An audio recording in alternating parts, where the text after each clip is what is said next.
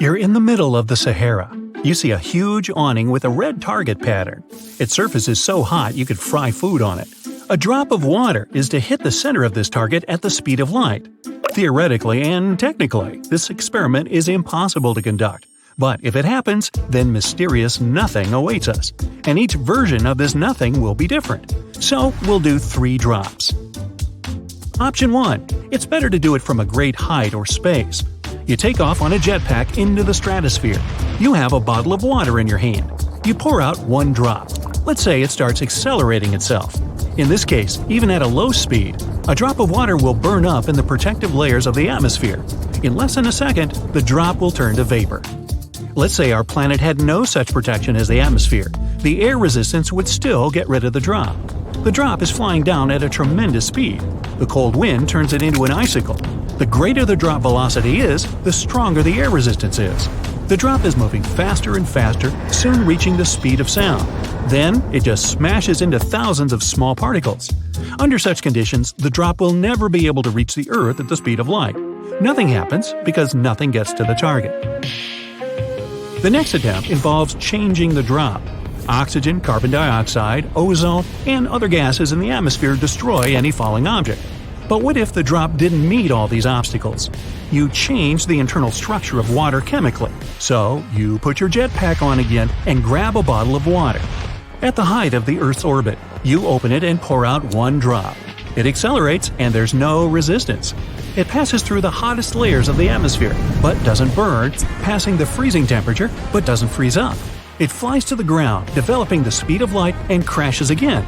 But nothing happens. The drop got the properties of a light particle, a photon.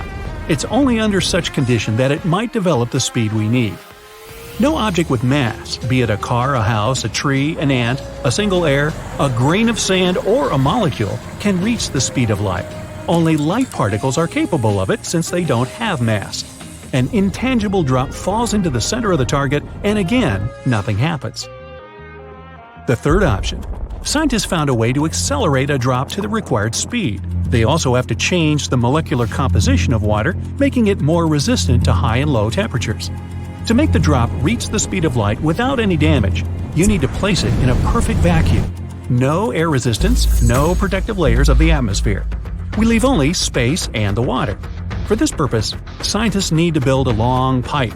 In the center of the Sahara, around the same target, people create a scientific center.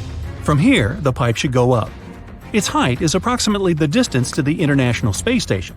That's 254 miles, which is about the height of 50 Everest mountains. You can't connect to the ISS itself as it's moving all the time. It revolves around the Earth, completing 1 revolution in 90 minutes. That's why astrophysicists and engineers should build a small station designed for 1 person. And this station should move parallel to a single point on the ground. The vacuum tube is made of solid stainless materials so that rain and high temperature couldn't destroy it. Inside, it's an alloy of titanium and graphene, the most durable metal on Earth. The pipe is built horizontally. Then, with the help of several helicopters and cables, it's placed in an upright position and attached to a small space station. The pipe is equipped with small pumps that pump the air out and block its flow inside. The water drop shouldn't touch the walls, so there's a special layer of gravity plates. They push the water away from the pipe's surface, using the power of magnetism and sound waves. You put on a jetpack and fly to the station with a bottle of upgraded durable water. Your hands are shaking with excitement. Your breathing sounds loud in the spacesuit. You open the bottle, tilt it slightly, and pour 1 drop into a special box. Inside this container, the drop gets charged with the energy needed to develop the speed of light. Now it's ready for the journey. You look at the box, close your eyes, and press the start button. The drop flies into the pipe at a great speed. From the powerful blast wave, the entire station is thrown to the side.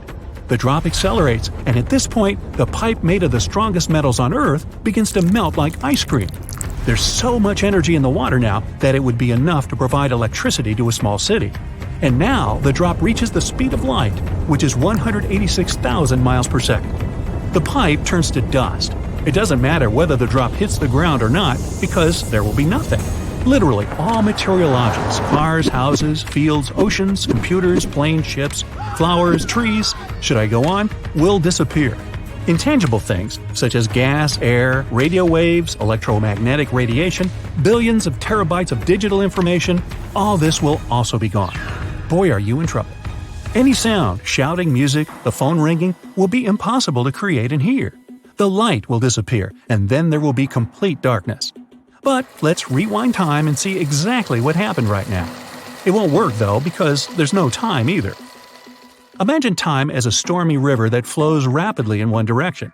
Then this river falls into an endless pit and disappears completely. All this happened because a drop of water crashed into our planet at the speed of light.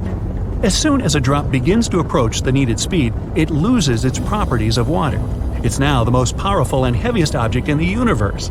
The energy that comes from it destroys everything for hundreds of thousands of miles. Concrete, ground, rocks, etc., etc., etc., and on and on and on. Everything disappears.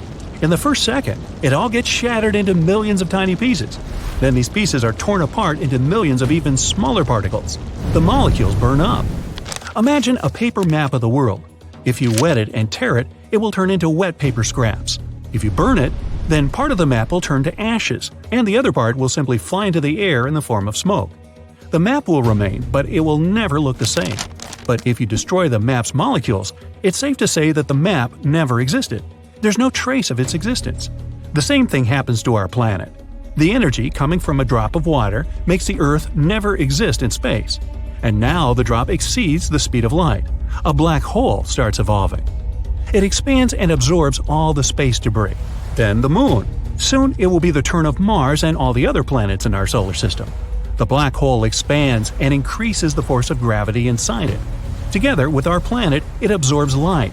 It's getting closer and closer to the Sun. Our star splits into strips of light as if it had passed through a huge cosmic shredder. The Sun explodes and spits out an impossible amount of energy. It's believed that black holes appear after the explosion of stars. Right now, all the solar energy is being absorbed by our black hole. It's getting pitch black. The light from distant stars falls directly into the supermassive infinity. Meteorites flying within a radius of hundreds of thousands of miles around are also devoured into the unknown. There are many black holes in space, but only one of them was created by a small drop of water. The higher the speed of any object, the heavier it gets. Mass is the amount of energy that an object has. When water molecules reach the speed of light, their mass begins to grow, and there are no limits to this. It becomes infinite. An infinite mass forms a black hole. It absorbs everything, and nobody knows what's inside the black hole. All that remains is darkness and the unimaginable force of gravity. So I'm guessing here that we probably should not be doing this experiment, should we? How about we make a baking soda volcano instead?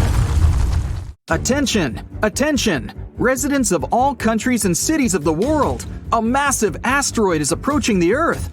Now its speed is several times greater than the speed of sound, and each day it accelerates even more. Once it enters our solar system, it will fly past Uranus, Saturn, Jupiter, and Mars. The gravitational fields of these planets will also accelerate the asteroid, and our planet will be the final destination. A collision is inevitable. According to scientists, a meteorite the size of Mount Everest can destroy the entire planet. The disaster will happen in 350 days. There's panic in the streets. People buy and build bunkers. Scientists and astronomers from all over the world were assembled to find a solution. The only way to avoid the collision is to destroy the space object. Yeah, a powerful rocket can split an asteroid into hundreds of thousands of pieces. In this case, a meteor shower will hit the Earth, but it's better than the complete destruction of our home. In less than a year, people build several powerful rockets. Then, using the best telescopes in the world, astronomers create a unique guidance system. And now, we just have to wait for the asteroid to get into our solar system. All the people start moving to one continent with top-notch bunkers for everyone. The damage from the asteroid is impossible to predict, so it's better to hide people in one super large safe place to wait out the collision. The moment has come. The asteroid passes by Uranus. The speed increases. Now the colossal space object moves only 10 times slower than the speed of light. Scientists launch rockets into the air. The asteroid flies past Saturn and destroys a part of its ring. The asteroid's trajectory is changing. It flies past other planets through a twisting path, picks up speed, and now heads towards the Earth. The rockets leave a long trail of fire behind and reach the speed of sound. They're getting closer to the asteroid. Near Mars, a collision happens. The rockets hit the target. The asteroid explodes and splits into millions of particles. All the pieces fly in different directions. The Earth is saved. At this moment, the Earth's satellites record a huge burst of energy. A small part of the asteroid is headed towards Earth. It's tiny, about the size of a grain of sand. But the explosion accelerated it, and now the grain of sand is flying towards the Earth at a speed of 185,000 miles per second, which is 99% of the speed of light. At this speed, the grain has almost the same destructive power that the entire asteroid had. It's approaching the moon. A few more seconds, and the grain of sand will hit our planet. All the people are waiting with bated breath. The grain gets such incredible power because of the laws of physics. The greater the speed any object is, the more mass and energy it has. When the grain of sand reaches a speed close to the speed of light, its energy and mass begin to increase dramatically. You can't even see this tiny grain of sand, but inside, it has the mass of an entire continent. If the grain reaches the speed of light, its mass will be infinite, and then a black hole will appear. In this case, all living and even inanimate things on the planet will disappear.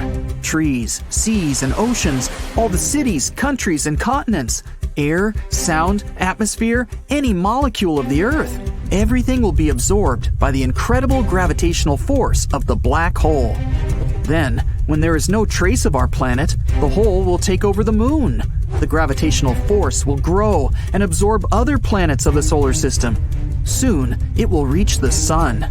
Our star will split into thousands of strips like spaghetti and will emit a tremendous amount of energy. This could trigger the birth of a second black hole, but fortunately, we only have 99% of the speed of light, which changes everything. Also, no object that has mass can reach the speed of light. The grain of sand enters the Earth's atmosphere. From the outside, it looks like a blinding meteor that pierces the sky. The grain heats up, passing through the layers of the atmosphere. Clouds within a radius of 100 miles around are burning up. The sky becomes crystal clear. If you look at it in slow motion, you can see the air is ionized because the air molecules are split. In nature, this process occurs during lightning flashes. Our sun also has ionizing energy and disinfects the air. The meteorite leaves an ozone hole behind it. So now, this place is not protected from space radiation and ultraviolet light. The grain of sand flies straight into the center of the Southern Ocean. The closest continent to the explosion is Antarctica. The air around it warms up and mixes with the cold temperature of the ocean, creating hurricanes. As soon as the grain approaches the ocean surface, the water starts boiling. The temperature and energy of the grain are so huge that the water evaporates, but the vapor molecules are instantly burned up. Thousands of gallons of water just disappeared from the face of the Earth. The grain flies down for the first few feet without touching the surface as the water evaporates before it. Then it falls into the ocean and creates a powerful explosion. Hundreds of millions of gallons of water foam and boil because of the hot temperature. The entire ocean within a radius of 100 miles is illuminated with a bright light. The ocean depths, where sunbeams have never been before, are almost as transparent as the water at the bottom of a pool. The wreckage of old sunken ships splits into atoms because of the powerful explosion. Unknown sea monsters and giant squids that live in the dark are afraid of the bright light and swim away. Then, finally, a grain of sand touches the seafloor and penetrates deep into the Earth's crust. If it reaches the Earth's core, the planet will most likely explode from a burst of incredible energy. Fortunately, this is not going to happen. The resistance of the ocean and the ground slows down the grain and takes its energy away. It provokes a slight shift of tectonic plates, and there's more to come. Huge waves form and spread throughout the ocean. The blast wave creates enormous tsunamis. Imagine throwing a small rock into a puddle. The same thing happens to the ocean. Huge waves are approaching the coastal cities. Fortunately, people were evacuated from there, but the damage caused by one grain of sand will cost hundreds of trillions of dollars. Houses are destroyed, roads are flooded. After a while, it starts raining with hurricanes. Ocean water vaporized by the grain forms into huge storm clouds. The wind drives them to the continents. And then, after the tsunami, prolonged rain begins, flooding entire countries. Several days later, natural disasters are still here. The temperature of the Southern Ocean has increased by several degrees. The water is boiling at the collision site, melting the Antarctica glaciers. Millions of icebergs are melting away, so the water level of the world's oceans is rising. The edges of some continents go underwater forever. Thunderclouds reach the Sahara and other deserts. The shift of tectonic plates causes earthquakes on some continents. Volcanoes are awakening. The sky is filled with volcanic ash. It will take months for all the ashes to settle. In the beginning, it creates challenging conditions for life on Earth. Plants and all living things don't receive enough sunlight. In trees and seaweed, photosynthesis is disrupted. Oxygen production stops. It's getting harder to breathe. The air that has filled the planet's atmosphere is slowly running out. People have to adapt to new conditions. They build new cities both on the land and in the ocean. They create plantations with artificial lighting for photosynthesis production. Fortunately, all the problems end when the ash settles. Inside the volcanoes, there's hot magma flowing. It may come in handy as it's rich in chemical elements and minerals. Together with the ash, nutrients fall to the ground, and the soil is now well fertilized. Plants, trees, fruits, and vegetables grow incredibly fast and produce a lot of new oxygen. The Sahara is filled with blooming flowers now, and it looks more like a meadow with flowers, not a desert. The grain of sand just renewed the planet instead of destroying it. Electronic satellites suddenly go out of control. There are voltage surges across the globe. In some places, there's a complete blackout. Scientists have little data on this incredible solar behavior, so we're still unable to accurately predict how or when exactly the next geomagnetic storm will happen. One such event took place back in July 2012, but thankfully it missed us. Not by far, though, by a mere 9 days. Just to give you a glimpse of what nearly happened, I need to explain some astronomical basics. A solar storm is a series of effects we feel here on Earth after certain events occur on the Sun. Our star is nothing more than a huge ball of molten gases that are constantly moving around, so these events happen more often than you'd think. For a solar storm to begin, our Sun needs to emit bursts of energy. They're in the form of solar flares and coronal mass ejections. These two phenomena send electrical charges and waves of magnetic fields toward the Earth at an astonishing speed of about 3 million miles per hour. When these solar storms reach our planet, we can see northern lights display in locations close to the Arctic Circle. But they can also mess up satellites or other types of electronic communications. Some of these solar storms can be dangerous, and back in 2012, we came close to experiencing a very powerful one that could have had a serious outcome. The most powerful in as much as 150-plus years, based on research done by astronomers. But how did we manage to escape it? Did we have something to do with it, or was it just a pure coincidence? What we do know is that one of those coronal mass ejections did hit the Earth's orbit in late July 2012. Our planet had already left that specific location as it was on its scheduled trajectory around the Sun. So you might be asking yourself at this point, what if it didn't miss us? Turns out these intense solar storms are dangerous to all sorts of technological objects. Given we are now literally surrounded by electric objects, from our phones to our cars, try to imagine what would happen if they all stopped working all of a sudden. And here's how they work. Solar storms start with an explosion, or a solar flare. Then X-rays and UV radiation travel to our Earth at the speed of light. Some of the side effects?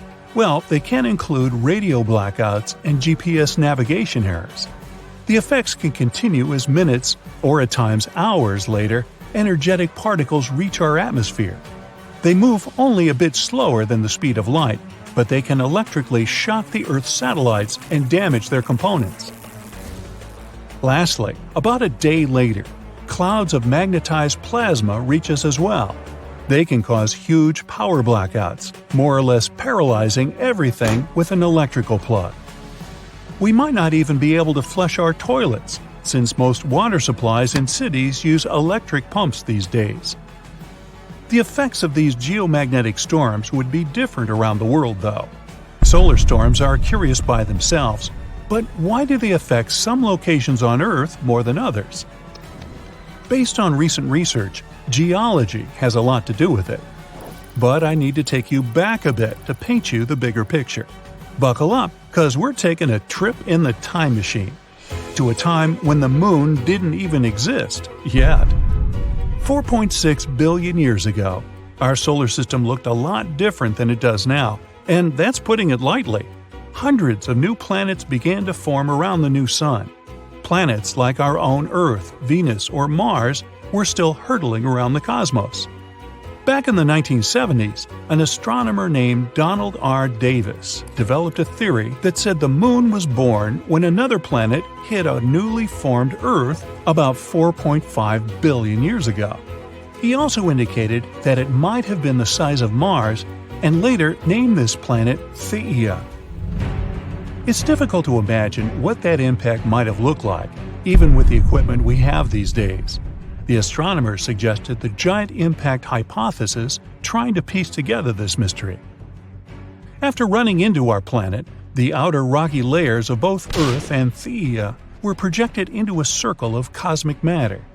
Out of this debris, what we now know as the Moon was born. The Earth's core has apparently consumed Theia's iron core, that is, if it had any. Our planet also got into the position it occupies today. This way, it became more susceptible to geomagnetic storms. Back then, there was little to no information as to what might have happened to Theia, apart from giving us our only natural satellite. It took several years for a series of scientists to come up with an exciting new idea that revolutionized what we knew about our planet. What was left out of Theia is hiding under two continent-sized layers of rock deep within our planet.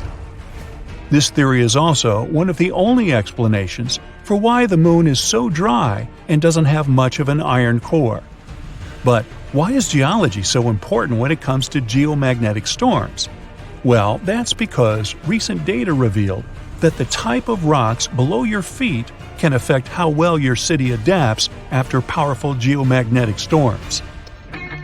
Some types of rock, like sedimentary rocks for example, generally have more space filled with water, which makes them electrically conductive.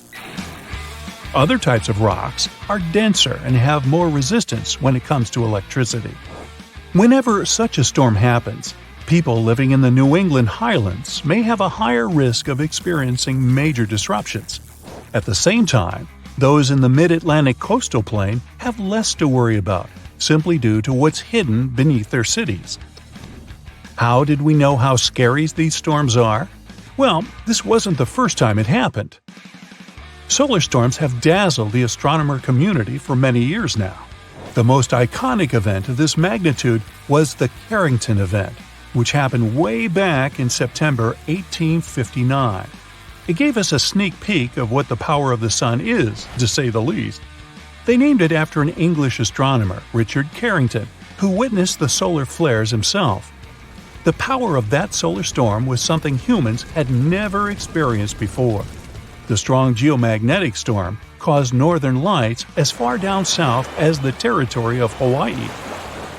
On the morning of September 1, 1859, Richard Carrington made his way into his private observatory, located outside of London. He opened the observatory dome to have a complete view of the sky and directed his telescope to the location of the sun. He saw a bunch of huge dark spots that gleamed on the surface of our star. Shortly enough, Carrington noticed two enigmatic areas, intensely bright and full of white light bursting out from the sunspots. They disappeared 5 minutes later, but the effects carried on all across the Earth's surface. At first, later in the night, telegraph communications all around the world started to malfunction. Flashes of light started to burst from telegraph machines, disturbing the operators and even setting papers on fire. Brightly colored auroras started to appear in the nighttime skies all over the world, making confused birds chirp at night. Some people even began their daily activities, since they mistakenly thought the day had already begun. These days, our planet is laced with a mega information web, so the impact of such a solar storm would be even messier.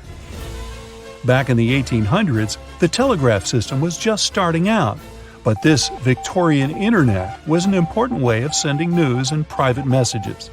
Even in the United States, telegraph operators had noticed local interruptions because of thunderstorms and northern lights before. But the Carrington Event and its effects were something they had never seen before. A lot of telegraph lines in North America became useless. One telegraph manager based in Pittsburgh even recalled that the currents flowing through the wires were so strong their platinum contacts were in danger of melting. Another example was that of a telegraph operator located in Washington, D.C., named Frederick W. Royce, who was hurt as his forehead touched a ground wire. Samples taken from the Earth's icy locations tell us that the Carrington effect was twice as big as any other solar storm experienced in the last 500 years. It's very difficult to imagine what the impact of a storm of that magnitude might be today. But based on a 2008 report drafted by the National Academy of Sciences, it might cost us between $1 trillion and $2 trillion in damages. There are things we can do individually to help reduce the amount of damage, though, like buying a generator or installing a backup energy supply. This can be either a solar panel or a wind turbine. More so, we can equip our houses with surge protectors that connect to our electrical panels and can save us from lightning and other power surges. The simplest solution of them all? Just unplug all the devices you're not using at any particular moment. If they aren't connected to a power source, they can't be affected by any surges.